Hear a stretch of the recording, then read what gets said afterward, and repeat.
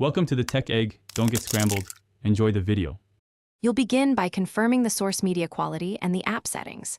You must use a video that's 720p or higher because low-resolution sources force poor output.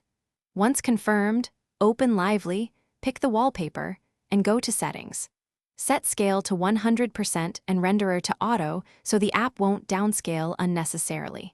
Now set the wallpaper source to the original file rather than a cached or compressed copy. This first correction prevents quality loss before any encoding changes. Next, adjust encoding and playback for clarity and smoothness.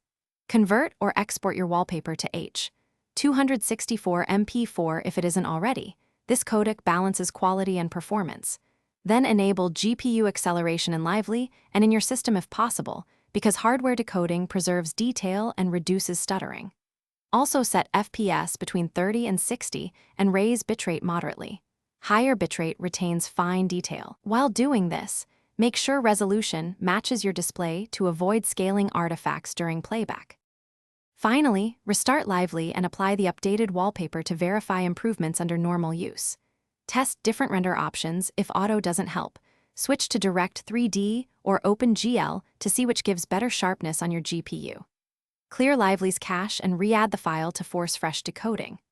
If quality still looks low, check Windows Display Scaling and monitor resolution.